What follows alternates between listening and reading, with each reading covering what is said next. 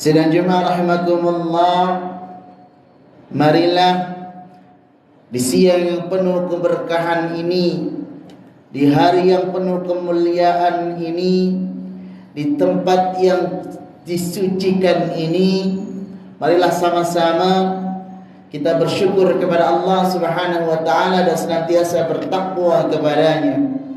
Karena hanya dengan takwalah kita dapat membedakan mana yang hak dan mana yang batil. Ma'asal muslimin rahimakumullah, sidang Jumat yang dimuliakan oleh Allah Subhanahu wa taala, bahwa sama-sama kita mengetahui pada hari ini, Jumat ini, kita bertepatan dengan tanggal 10 Muharram 1445 Hijriah, di mana pada tanggal ini terdapat dua peristiwa penting pada zaman kenabian yang patut kita ambil ibrah atau pelajaran darinya.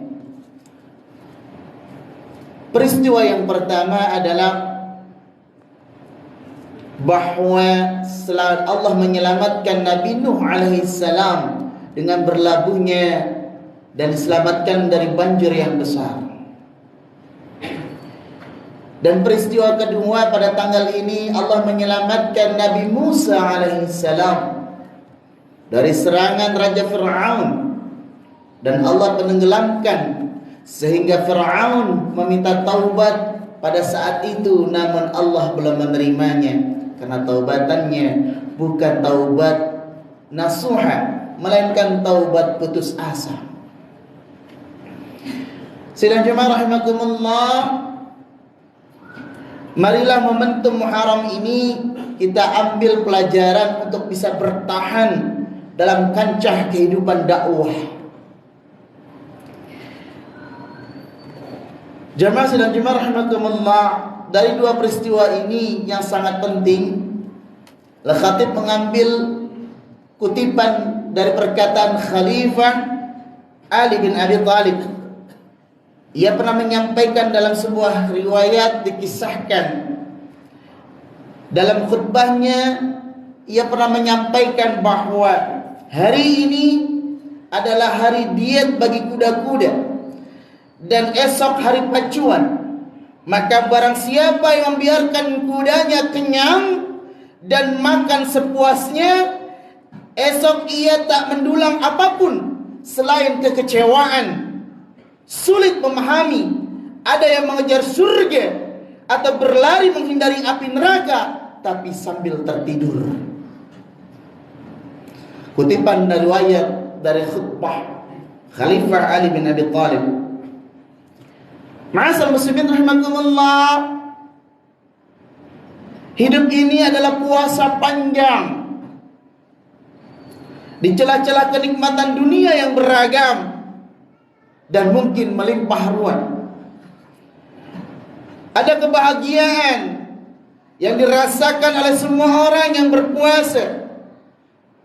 Bahkan fadilah puasa Ashura mungkin sudah dipelajari dan sudah ada kajiannya, yaitu menghapus dosa setahun yang lalu.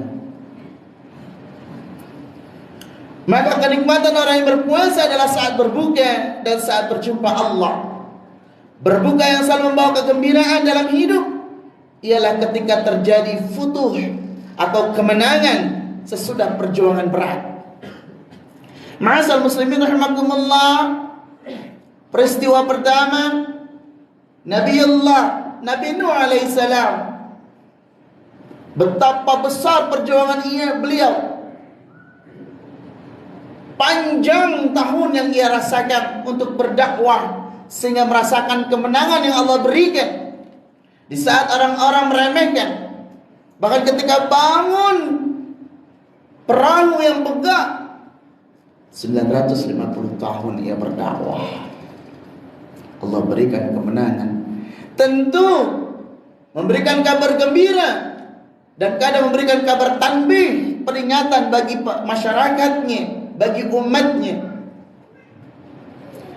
Namun tak kalah juga dengan peristiwa Nabi Musa alaihissalam Yang dikejar-kejar oleh Raja Fir'aun laknatullah.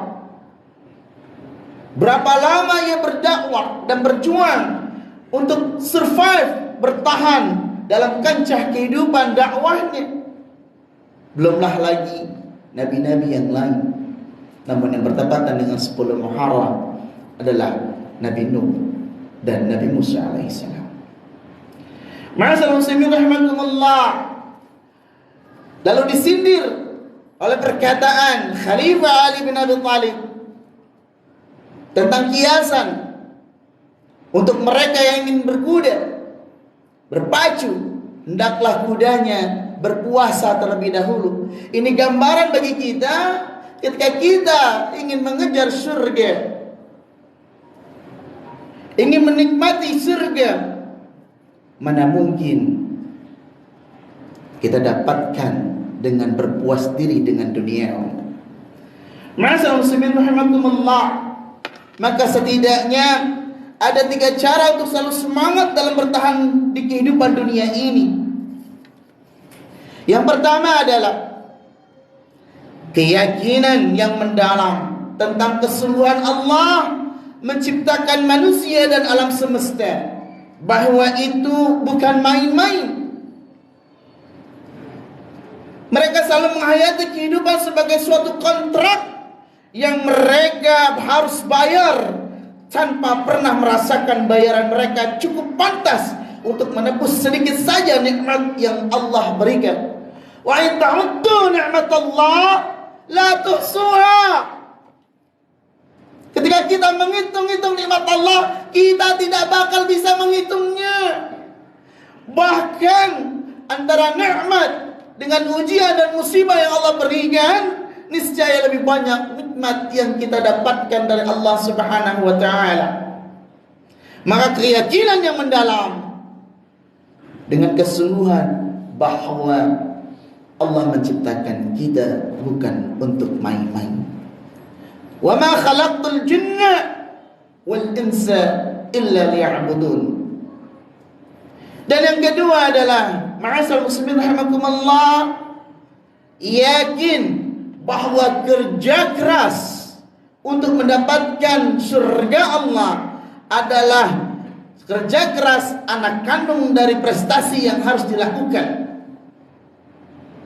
Naif sekali mengharapkan kehormatan tanpa berbuat yang terhormat.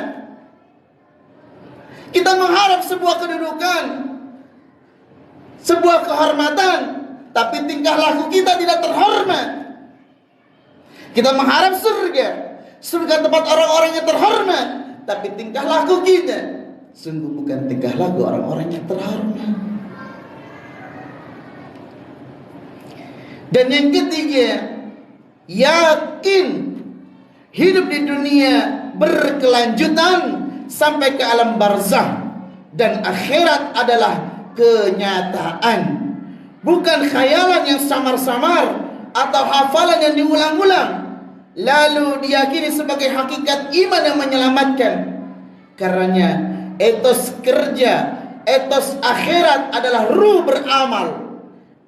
Etos akhirat adalah ruh beramal yang memberikan makna bagi perjuangan kita. Kejar akhiratmu, dunia mengikuti. Karena seseorang tidak menjadi besar karena imbalan gaji atau penghargaan yang ia terima, tetapi karena kerja yang membuat mereka berhak menerima imbalan tersebut. Hal jazaa'ul ihsan illa al-ihsan.